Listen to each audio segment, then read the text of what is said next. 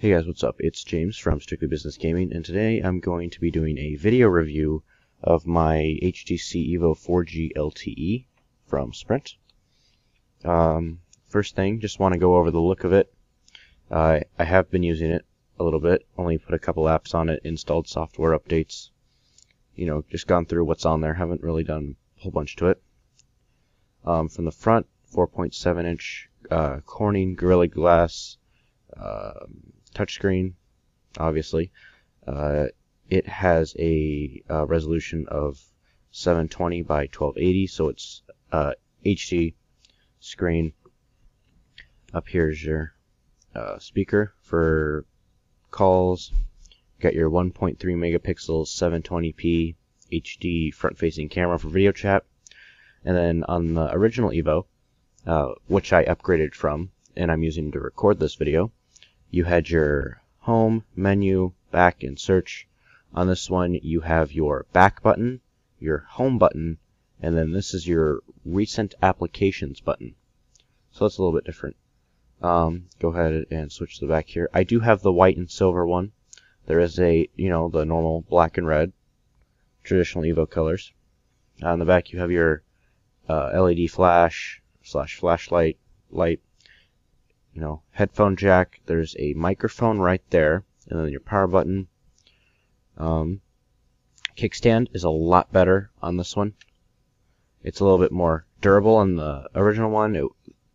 If you used it quite a bit like I did, then it gets to the point where it doesn't stay shut all the way, and then it's a little too easy to move, and it does by itself. And then the kickstand is in the middle, so it's more support on the sides. So you could put this on like a bed or carpet, and it would be a lot more stable than the other EVO. And then of course on your back you got your 8 megapixel full 1080 HD video on the back. And then the nice silver and white. I do have Invisible Shield, I believe it's called, by Zag, something like that. And you really can't tell it's there, except for around the camera where the gap is. And that you can't really tell it's there. There's one here and one here, so there's actually a plastic-ish, I don't know what it's made of, covering on this to protect it, so that's pretty cool. But you can still feel the imprints, and once it cures, sorry, can't talk. It's supposed to be very, very nice. And then 3.5 millimeter headphone jack, volume slide. There's a dedicated camera shutter button up here. It'll launch your camera app, take your pictures for you. And then the only thing that I do not like about it is right here. This is your USB power data. And the only thing I don't like about it is that if you have it plugged in, let me go ahead and do that right now.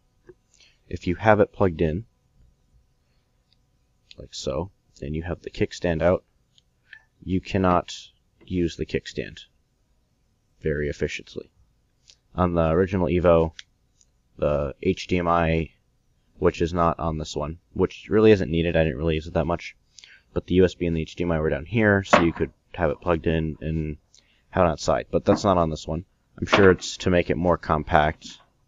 It does have 16 gigabytes of internal storage, but also lets you have an SD card. Let's see if I can get the top off here. There is a little spot where you can kind of slide your finger in right underneath the power button, and then it just kind of pops off. And then here you can see there's little pins here for making, I guess, data connections, it looks like, I guess to save space. And then on the inside of the case here, I don't know if that's some sort of conductive material, but it looks like it sends the signal through the case, so it's very compact, it looks like. And then here, towards the top here is your SD card, just slides in and out. I don't have one in right now. So I'm going to go ahead and put that back on. Just pops right back on. Alright, and then also you have your Beats audio speaker down here. It's not quite as loud, but I have noticed a huge improvement in quality. But of course, it's been 2 years since my other phone was 2 years old. So on the front here, I just have the basic home screen. I haven't changed anything. I added that, got rid of the contacts bar or whatever was there. I ran a couple speed tests on Wi-Fi, and this was a little bit away from the router. I was able to get 6.9 megabytes down and 5.6 megabytes up, and that's on a, let's see, a server. It doesn't tell you how far away it is, but it was a state away at least. And then on my 3G I was able to get 0.58 megabytes down and 0.6 up, but I'll go ahead and run another Wi-Fi one since I'm now closer to the router. I'm just across the basement.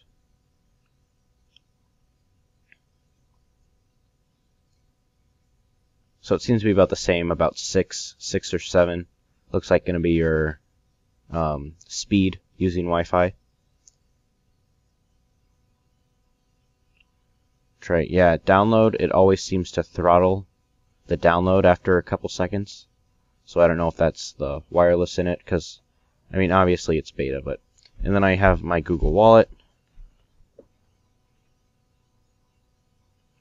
And because the phone is new, I was able to get the $10 prepaid card for free, just for activating my Google Wallet, which is pretty cool. So then, if I was at a store that had the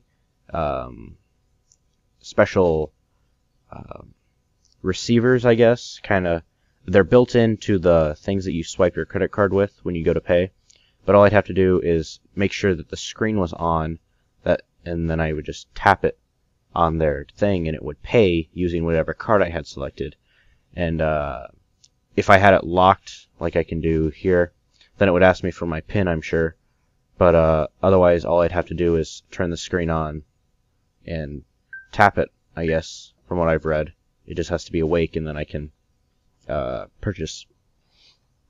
Let's see what else we got. Stereo microphone. That's right, there is one there, and then there also is one on the bottom, so you can do stereo sound recording. The near field communication for Google Wallet.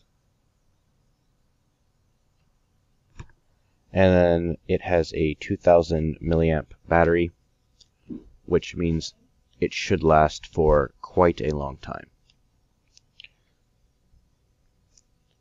But overall, I am very happy with the phone.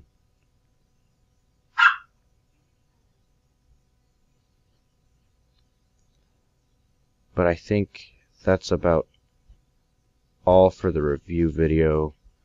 I was having some problems with Google Wallet, that's what I was searching there. But I got it figured out. I had to do a system update before I could use Google Wallet. It wasn't allowing me to use it. It was giving me a couple of errors. The camera is good quality. Let's see, what are some things I got? Here's the white charger adapter, which I think is very cool. Here's the black one that I got with my original EVO. A white one. I mean, it's the exact same thing, but I think the white one looks... I just dropped it. Okay. Looks very cool with it. And then I also got this body glove case. Apparently Sprint doesn't carry, or maybe they don't even make one.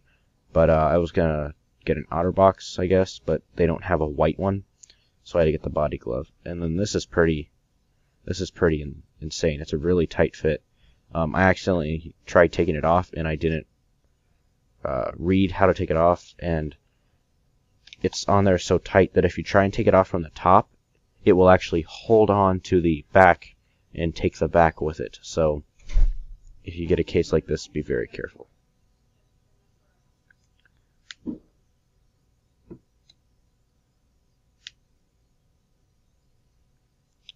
But that is it. So I'm going to go ahead and end the video here, and I'm sure there will be more to read on the website if you would like to see more about the phone.